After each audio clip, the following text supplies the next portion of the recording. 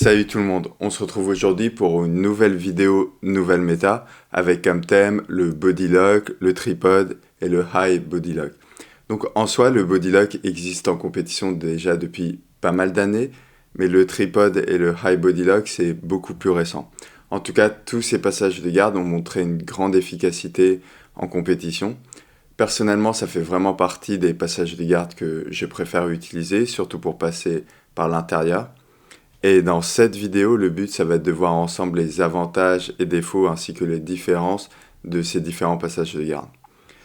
Donc pour commencer, le Bodylock a été développé à la base par Gordon Ryan ainsi que la Danner Death Squad. On a d'ailleurs vu pas mal de membres de cette équipe devenir de vrais experts du Bodylock, comme donc Gordon Ryan, Nicky Ryan, Nick Rodriguez ou encore Robert Deagle. Au début de sa carrière, Gordon Ryan faisait presque exclusivement que des leg locks. Et il s'est aperçu qu'après un certain moment, dans son club, donc la Renzo Gracie Academy, tout le monde était devenu des experts en défense de clé de jambe. Et pour garder un haut taux de soumission à l'entraînement, il a décidé de changer de jeu. Et son but était maintenant de chercher à passer la garde pour ensuite prendre la montée et soumettre à partir de la montée. Et c'est là qu'il a commencé à développer son système de body lock. Le body lock, concrètement, tu vas pouvoir le prendre dès que ton adversaire est en garde assise. Tu vas chercher à rentrer tes deux bras sous ses bras, ou au moins un de tes bras. Un petit tips que j'aime bien pour setup facilement le body lock, c'est de faire en sorte de poser au moins une de ses mains au sol. Comme ça, je sais que son bras est immobile et que ça va être facile pour moi de rentrer mes deux bras sous lui. Une fois que tu as réussi à rentrer les deux bras, tu fais en sorte de fermer les mains, donc soit au milieu du dos, soit sur le côté. Ça dépend de ta morphologie et de ta préférence. L'important, c'est d'être le plus serré possible.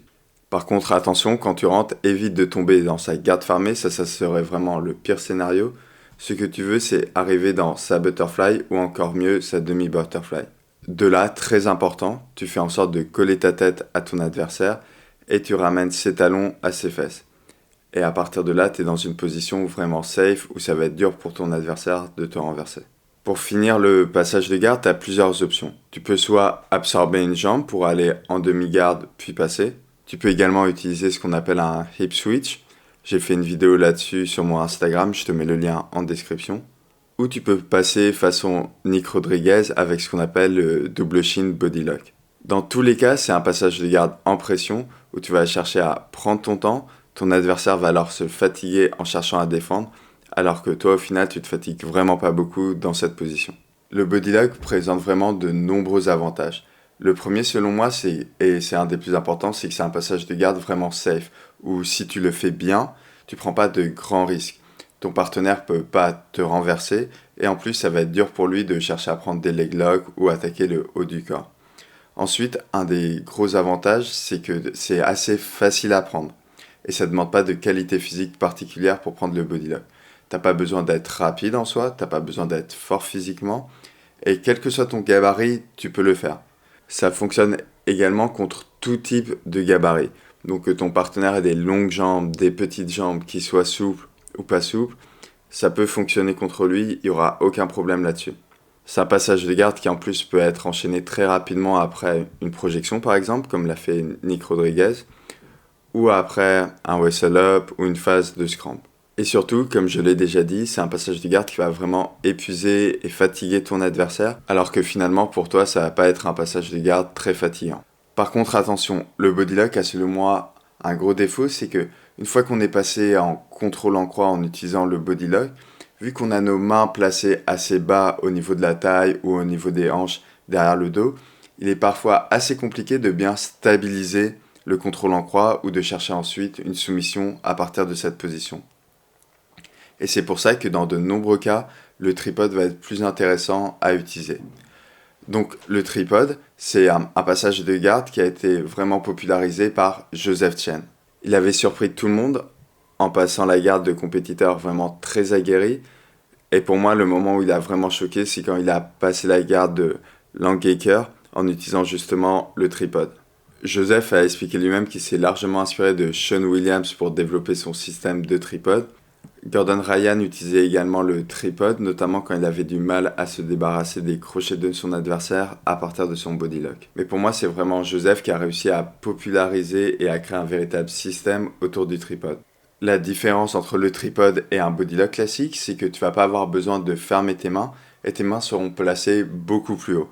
Généralement, tu commences quand l'adversaire est assis, tu prends alors un underhook, tu le mets sur le dos, tu poses ta tête au sol du côté où tu n'as pas l'underhook et tu viens te placer sur tes pieds avec tes appuis au niveau de ses hanches. Au début, ça peut paraître un peu instable comme position et ça demande une certaine habitude, mais une fois que tu es habitué, c'est vraiment une position qui va coûter énormément d'énergie à ton partenaire pour garder sa jonction coup de genou et rester gainé.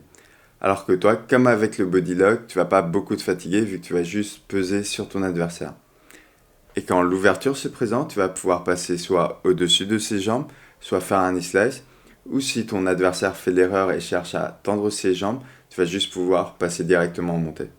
Le gros avantage du tripod par rapport au body lock, c'est que là, une fois qu'on a réussi à passer la garde, que ce soit en contrôle en croix ou en montée, ça va être beaucoup plus simple de stabiliser et de soumettre.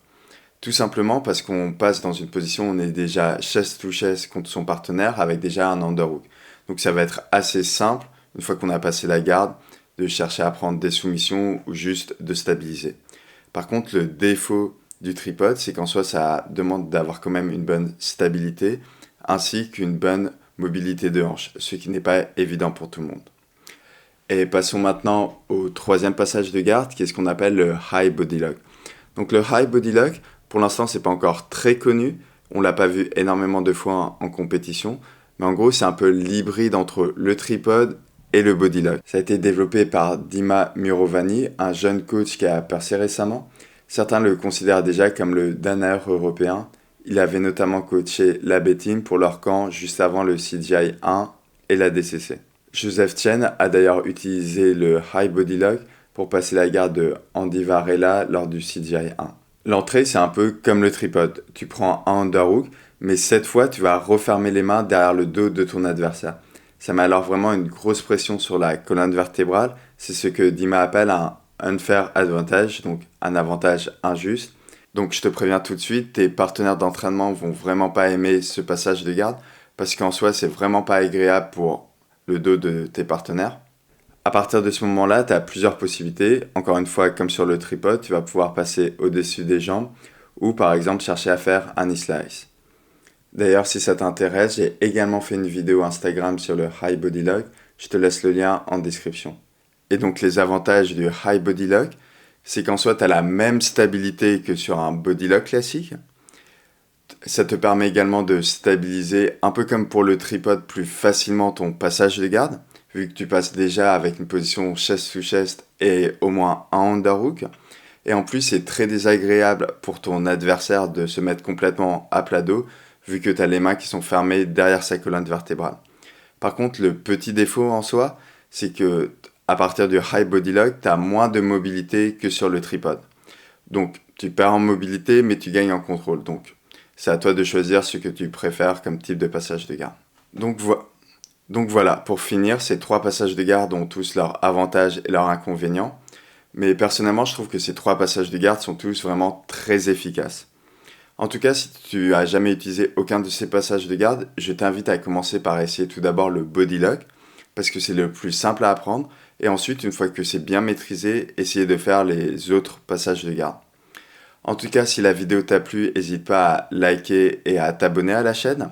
Pense également à commenter. Tu peux par exemple me dire si tu utilises déjà le body lock, le tripod ou le high body lock, ou si tu comptes les utiliser. Dis-moi également en commentaire s'il y a d'autres techniques que tu aimerais que je traite et que j'analyse sur cette chaîne. Tu peux également me suivre sur Instagram. Le nom du compte c'est Jonathan-IFT et je te dis à très bientôt.